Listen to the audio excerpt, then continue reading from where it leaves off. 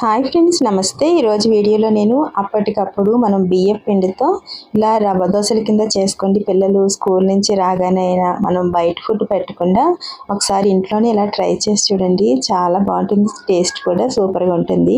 ఇది ఎలా చేసుకోవాలంటే నేను ఇక్కడ 1 కప్పు వరకు పొడి బియ్యం పిండి తీసుకుంటున్నాను. ఇది సూపర్ మార్కెట్లో దొరుకుతుంది కదా, ఆ బియ్యం పిండే తీసుకున్నాను. అలాగే మనం ఏ కప్పుతో అయితే బియ్యం పిండి తీసుకున్నామో అదే కప్పుతో 1/2 కప్పు వరకు ఉప్మా రవ్వ ఉంటుంది కదా, గోధుమ రవ్వ, అది వేసుకోండి. ఇది వేసుకున్న తర్వాత ఇది కొంచెం సన్నగానే ఉంది. అలాగే ఇప్పుడు వేసుకున్న తర్వాత ఇప్పుడు రెండింటిని ఇలాగ మంచిగా కలుపుకోండి. ఇలా కలిపిన తర్వాత ఇప్పుడు దీంట్లో నేను 1/2 కప్ వరకు పెరుగు వేసుకుంటున్నాను. ఇందులో సోడా వేయం మనము. ఇలాగా పెరుగు సరిపోతుంది. ఇది నార్మల్ పెరిగే, పులిసింది కాదు.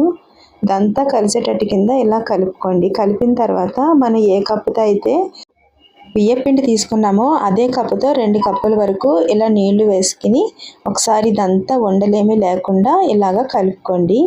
ఇలా కలుపుకుంటే మనకి ఇది ఎక్కువ ఉండల కింద ఏమీ అవ్వదు, ఎందుకంటే బియ్యం పిండి ఉండలు కట్టదు. ఇదంతా ఇలా కలిపిన తర్వాత మరి 1 కప్పు కూడా వాటర్ వేసుకున్నాను. ఇక్కడ 3 కప్పుల వరకు నీళ్లు వేసుకున్నాను. ఇదంతా మంచిగా ఇలా కలిపిన తర్వాత దీని మీద మూత పెట్టుకుని ఇలాగా పక్కన పెట్టేసుకోండి. ఒక 10 నిమిషాలు. మనం చట్నీ చేసుకోవడానికి నేను ఇక్కడ 1 కప్పు వరకు వేరుశనగుళ్ళు వేసుకుని ఇలాగా ఫ్రై చేసుకుంటున్నాను. ఇలా ఫ్రై అయిన తర్వాత ఇందులో నేను ఇప్పుడు తగినంత పచ్చిమిర్చి వేసుకోండి. మీకు కారానికి సరిపడినంత వేసుకోండి, సరిపోతుంది. ఇవి కొంచెం కారంగా ఉన్నాయి. అలాగే 1 స్పూన్ వరకు ఆయిల్ వేసుకుని ఒకసారి ఇలాగా కలుపుకోండి. ఇలా కలిపిన తర్వాత ఇప్పుడు దీంట్లో కొంచెం కరివేపాకు వేసుకున్నాను. అలాగే 1 ఇంచు వరకు అల్లం కూడా వేసుకోండి. ఇది వేసుకున్న తర్వాత ఒకసారి కలిపిన తర్వాత చూడండి, 1/2 స్పూన్ వరకు జీలకర్ర, 1 చిన్న కప్పు వరకు పుట్నాల పప్పు ఉంటుంది కదా, వేపిన శనగపప్పు, అది వేసుకోండి. అలాగే కొన్ని వెల్లుల్లి, కొంచెం కొత్తిమీర, అలాగే కొంచెం పుదీనా కూడా వేసుకోండి. వేసుకుని ఇదంతా ఒకసారి ఇలా కలిపిన తర్వాత చూడండి, ఇవి కొత్తిమీర పుదీనా అంతలా ఫ్రై చేసుకునే అవసరం లేదు.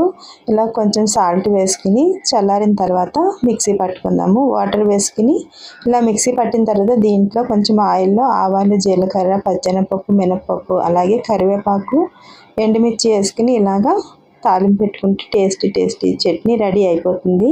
ఇప్పుడు దీన్ని చూద్దాం.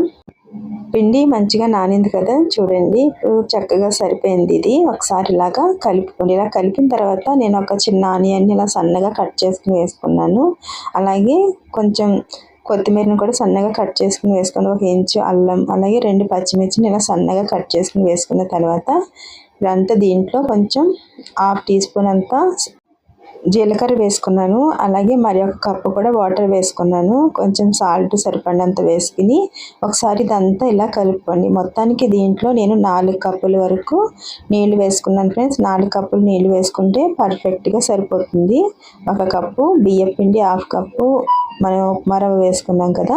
ఇప్పుడు దీని మీద నేను ప్యాన్ పెట్టుకుని కొంచెం ఆయిల్ వేసుకుని ఇలా టిష్యూ పేపర్తో తుడిచేసాను. తర్వాత ప్యాన్ మాత్రం మంచిగా హీట్గా ఉండాలి. అప్పుడే మనం ఇలా వేసిన వెంటనే చక్కగా ఇలా పట్టుకుంటుంది.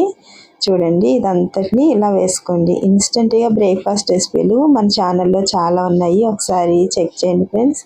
అలాగే ఫస్ట్ టైం వీడియో చూస్తున్నట్టయితే ప్లీజ్ సబ్స్క్రైబ్ చేసుకోండి. మొత్తం అంతా ఇలాగా డ్రై అయ్యేటట్టు కింద ఇలాగ మీడియం టు లో ఫ్లేమ్లో పెట్టుకుని మాత్రమే దీన్ని ఇలాగా ఫ్రై చేయాలి, లేదంటే తొందరగా మాడిపోతుంది. చూసారు కదా ఎంత క్రిస్పీగా వచ్చిందో. బియ్యం పిండితో కూడా మనం ఇంట్లో ఎక్కువగా బియ్యం పిండి ఉంటుంది కదా, దాంతో కూడా ఇలా దోశలు వేసుకోవచ్చు. మీకు నచ్చినట్లయితే ప్లీజ్ లైక్ చేయండి, హైప్ చేయడం మాత్రం మర్చిపోతే. Thanks for